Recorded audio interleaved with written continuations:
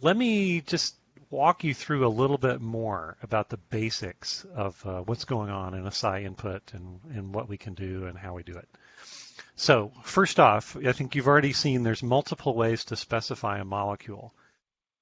You can really cheat and just use this PubChem thing. As long as it is known by a common name that PubChem has heard of, it'll grab some coordinates. They may not be the best possible geometry, but they'll be sort of reasonable, and that'd be good for starting a starting guess for a geometry optimization, or something like that.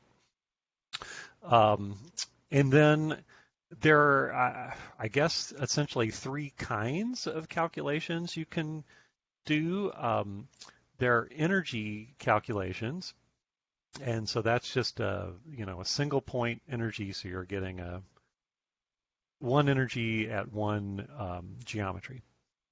You can optimize the molecule, or you can call a gradient. Normally you'd want to optimize it, but if for some reason you just wanted to know the gradient at a particular point, you can do that.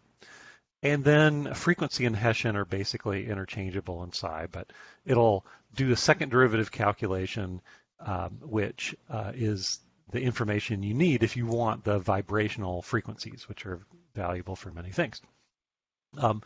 Thanks to, I think Daniel Smith threw this in, although maybe it was Lori. Thanks to one or both of those, we have this neat shortcut approach where you can just say energy method / basis set, and it just decodes that all for you. In the old days, you had to give the basis set as a special keyword, and you can still do that if you want, but you don't have to. So you can give Z matrix if you want, and that works totally fine. By default, Psi4 is going to be in angstroms, but you can tell it that you want units Bohr if you prefer, and that works too. White space doesn't matter. You can have spaces most anywhere in a Psi input, and at least if it's the basic Python style like this, then that is fine. And the keywords are also case insensitive, as are most of the fields. By the way, you can give the memory by just saying memory so many gigabytes, and it'll understand you, or other units are okay. Here's an example of a Cartesian input, and notice I've also got this 0 and 1. This is old Gaussian style and QChem style, and many other programs do this. Charge and multiplicity. Those are the defaults, 0 and 1. If you have a molecule where 0 and 1 don't make sense based on what atoms you give it or whatever, it'll complain at you and tell you, no, this probably is a radical, it's probably a doublet, change your multiplicity, something like that. So you can give the basis with set basis. A lot of the keywords, you can either say set keyword value, like set basis CCPVDZ, or set energy convergence 8, that means 10 to the minus 8 in this case. Or you can put little curly brackets and say set curly bracket and then have a whole bunch of keyword value pairs. That's also fine. So how do you run Psi? Well, as long as you have Psi4 installed correctly and follow the instructions on the downloads page, and then you can just say Psi4 and you give it the name of an input file. Then you do -n and give it the number of cores you want to run on. And, we do run on multiple cores. If you have 6 or 8 cores or 10 cores, you're pretty fine. If you want to run a 64 cores, we haven't optimized for that, and it's probably not going to work super great. I might say something more about that tomorrow on Developers Day. And then it'll create an output file for you, or you can give it the name of an output file, but by default, if you give it h2o.in, it'll make your output file named h2o.out, which is usually pretty good. Okay, and then check my warning at the bottom there. Did you remember to set your Psi scratch environmental variable? Well, a lot of you are saying, what is that? No, I don't remember that. I don't know what you're talking about. So this is super duper important. So let me spend one slide on this. Psi scratch, what do we mean by scratch? Scratch files in this context just means a temporary file that the program needs to generate to store some intermediate data, okay? And quantum chemistry calculations can make big, big intermediate files. I remember on the forum one time somebody wrote, what's wrong with you Psi developers? I'm trying to run an MP3 calculation and it's making all these big files. Yeah, that's how it works, everybody. It makes big files. It's sometimes it's impossible to avoid that. So-called direct algorithms sometimes recompute things instead of make files, but in general, quantum chemistry programs make files, and they can be really big. So these scratch files, you have to be careful what you do with them because they're so large. You really want to avoid reading and writing these files to your home directory if your home directory is an NFS mounted remote directory, which most people's Linux systems are set up that way. So if you're reading and writing multiple times in the middle of a quantum chemistry calculation, a 500 gigabyte file, and that is going across the network, that is usually bad news, and eventually some network administrator will come find you and be very unhappy with you. So normally you want to read and write to disks that are local to the machine you're running on. Hopefully you have some disks that are local to the machine you're running on. And anyway, you need to tell Psi where to put these scratch files. And this goes in an environmental variable called Psi scratch. And this slide should have more info about that, but it doesn't. Oh my gosh. Okay. So it's an environmental variable called Psi underscore scratch. There it is. And you would do like set environment Psi scratch and then give it a name like /scratch /Sherrill or whatever local disk you have access to, hopefully. All right. How do you optimize a molecule and do frequencies? Well, it's as easy as this. I'll run this interactively in just a second, but as long as it knows what molecule it is and what method and basis, then optimize in frequencies. And there you go. I'm not going to talk about SAPT because Zach will do that after I'm done. Well, I might do that. Let me mention this, though. Potential energy surface scans. This is a stupid one because I have 3 points, but so notice my molecule is just neon dimer, just to make life easy, okay? I got one neon and a second neon at some distance r. Here's a variable in the geometry specification, Z matrix in this case. And then I've got an array, a Python array of different R values that I want to scan over, 2.5, 3.0, 4.0 angstroms. It would normally be bigger than that. I'm going to freeze the core. What does that mean? Freeze the core electrons if I'm doing post-Hartree Fock. So if I'm doing couple cluster MP2, I'm going to freeze the core. That's not always the default in Psi, so you need to actually set that, which is usually a good idea. ECP equals brackets. This will be a blank Python dictionary. I'm going to use that to hold some results. And then I'm going to loop. This is just a Python loop. So in Psi, whether you're using the Python API or if you're using just the normal Psi input, which we call Python, you're allowed, if you want, to put any and all Python statements, and that's okay, and it works.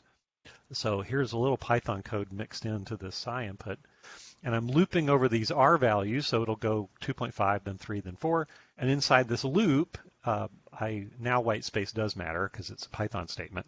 I've got these indented, so it's inside a loop. Dimer is the name of the molecule. I called it molecule dimer. Dimer.r equals this R from this loop. So I'm feeding the current distance into my Z matrix. And hopefully this still works. We modified a couple things. Anyway, and I'm going to run energy calculation, couple cluster, lowercase works, uppercase works. Here I was lowercase because I'm lazy. Although I did appropriately capitalize the VTDZ there. And I'm doing BSSE type CP. What is that? That turns on a counterpoise correction, which is good for van der Waals dimers sometimes. So it does couple cluster. That's actually 3 calculations by the time you do counterpoise correction, the dimer and 2 monomer calculations. And that'll give you an interaction energy.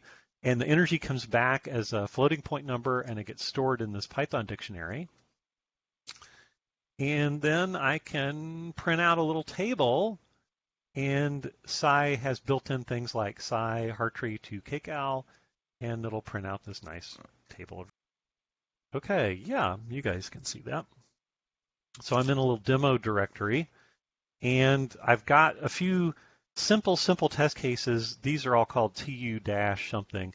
These are tutorial test cases. And in fact, if you look at the Psi4 manual, which is very nice, by the way, thanks to Lori and everybody who contributed to the manual, there's a little section at the beginning of the manual, which is a little tutorial. So I'm kind of sort of walking through some of that, but I would encourage you to read that if you're brand new. And the tutorial talks about both Python style as well as Python API style. Okay, let's look at tutorial 1, T1-water. Okay, this is super easy. There's one new thing here. Let me point it out. Well, it points itself out. Any line starting with the pound character is a comment line. So you can put comments wherever you want, which is a useful feature. And pound bang is a special thing we put in for the developers to do a couple things. So here's 600 megabytes. That's pretty small, but it's plenty for a water molecule. Z matrix, basis, energy. What's this compare values thing? You wouldn't normally put this in. Well, maybe you would, depending on what you're doing. What compare values does, we put this in a lot of the built-in test cases. This is a built-in Psi4 test case. And it just looks at two variables and makes sure they're the same. So here I've hard-coded in what the correct water CCP-VDZ energy should be. And I'm going to grab a Psi4 variable, SCF total energy. So a lot of the results are Python accessible like this, where you can just get a variable out. And those two numbers should be the same number. And I'm going to compare it to 6 digits. And this is a label that'll go with that. And it'll run that test at the end. So let's run it. So like I said, you do Psi4 dash number of cores. It's water, so I could give it 1 core, but I'll give it 6 cores. Why not? And then I give it the input file name, tu1 water. Bang. And that should take, well, it's already done. And notice it says passed. That was that little compare values line that I had. I can show you that to you one more time. Compare values, blah, blah, blah. SCF energy. And that's why it says SCF energy a couple lines up there. Let's look quickly at the output file. Give you a little tour of what you can expect. First, it tells you what version of Psi you're running. That can be useful info. I'm actually running 1.3 right now, just for convenience, because I had that lying around. There's a paper to cite and additional authors. Here's your Psi data dir. This is where it's pulling basis set and Python and stuff. If you ever get garbled and the system gets confused what Python is trying to use or something, you can double check that that is what it's supposed to be. It tells I'm running on 6 threads. That's good. It tells you the start time. Sometimes if you're checking efficiency, it's useful to know when the program stopped and started. So that's there. Actually, I should say more about that in a second. It prints out the basis set. And here's the geometry. Maybe I can make this window a little wider. Let's see if that messes up my screen share or not. No, it's fine. Okay. There's the geometry and the atomic masses. This particular molecule does have symmetry, so it prints out the irreducible representations, A1 through B2. And NSO is the number of symmetry-adapted orbitals. Think about number of atomic orbitals, essentially, except it knows about symmetry. So you have 11 A1 orbitals, 2 A2, 4 B1, and 7 B2. In MO is the number of molecular orbitals. That's normally the same number, but if you had linear dependencies in your basis set, like you had a really, really big basis set, then it'll throw out those linear dependencies, and sometimes NMO is a little less than NSO. A few programs, even some commercial programs, are unable to deal with linear dependencies, and these numbers being two different numbers, but Psi4 can handle it just fine. Number of alpha electrons, beta electrons, doubly occupied orbitals, single occupied orbitals. It doesn't know those things quite yet. It just knows the totals, but that's fine. NIM DFJK, it's going to compute your J and K matrices, Coulomb and exchange matrices in core. That's what the MIM part means. If it fits in core, this is more efficient because we have a new algorithm that's in the Psi4 paper that talks about that. And here's your Hartree-Fock. It prints df dash to remind you by default. Psi4 will use density fitting anywhere and everywhere that it can because it is a lot faster for small and medium size and even slightly large molecules. And it converges just fine. Here's your orbital energies. Occupied energies, occupied orbitals ought to be negative. They are. Virtual or unoccupied orbitals ought to be positive normally, unless it's a cation or something. And these are positive, so that's good. 3 A1 orbitals, 1 B1 and 1 B2 are occupied. That seems fine. And there you go. Then it'll automatically do a few properties like dipole moment and stuff. And then it finishes and it tells you how long it took. So there is the world's simplest example I could think of practically. I guess hydrogen atom might have been simpler, but there's an easy one. Any questions so far on just any of this very, very basic stuff?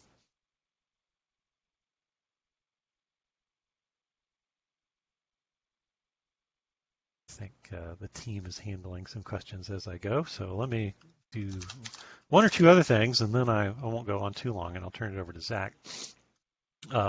Let's look at this frequency calculation, TU4A. So here, I'm just going to optimize water and then get the frequencies. And Psi4 will automatically carry over the optimized geometry into the frequency calculation. So that's pretty darn easy. Let's run it. Psi4, 6 cores, that's what I have on this particular machine. 4A in, go. And it's frequency, so it'll take a little longer, but not very long. So the optimization is done, and now it's finished. Let's look at that real quick. Okay, so it's an optimization, so I'm going to do multiple SCF steps. Each step I'm now going to compute the gradient, and there's some code by Rob and Jet and Andy and Alex to get the gradient. That's just the force on each atom. Then the gradient gets fed into the optimizer. At the moment, it's the old OpKing, but Roland told us about the new stuff this morning. And OpKing takes a look at that gradient, tries to figure out where to move all the atoms to minimize the gradient. Then it prints this nice little info about the energy you had, what's the biggest force, the root mean squared force, the displacement it's about to take, and then we repeat, okay? Another SCF gradient, feed that into OpKing. It takes that and looks at it, and it says, okay, well, here's all my internal coordinates, and here's the forces, and here's a new step, step number 2. And each of these steps, Roland alluded to this morning, each of these steps in this table ends with a little tilde character. So if you want to grep for tilde, you can just get this out of the output all in a nice little table. And repeat, skip through all that. After 3 steps, OpKing says, okay, the forces are very tiny now, so look at that max force. It's 1.4 times 10 to the minus 4. That's pretty small. It's less than the convergence criterion. The little star means you've met the criterion. OpKing has the ability to meet like 2 out of 3 or whatever. There are various options to control how that works. Here's the summary. And then we go into computing the Hessian and the frequencies. So this will be checking the gradient, making sure it's 0. Here's the SCF Hessian code. By the way, there was a little bug in this. If you tried to run a big basis set, this took forever. In one of the recent versions of Psi, might have been 1.3.2. That's been fixed now, thank goodness. And here you go. Lori added some code to project out. If you didn't fully optimize it, you get these little annoying gradient terms that aren't quite 0 that can contaminate the frequencies. Lori knows how to project those out, so that's what's going on right here. And then here's your 3 normal modes for water at this level of theory. There's all kind of useful info.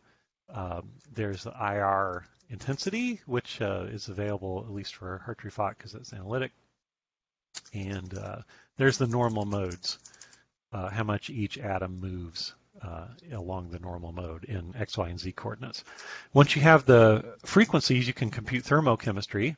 I have a YouTube video on this, so I won't go over it all right now, but just FYI, it can be very confusing in any quantum chemistry program to know exactly how all these terms are defined. And very frequently people get confused and forget that the total Hartree-Fock energy is a part of your enthalpy. So a lot of times these programs print, here's the enthalpy, and they actually mean the enthalpy that you would add on top of the Hartree-Fock energy. Just a FYI about that. I think we've tried to make our output a little more clear about some of those things. And then that's it.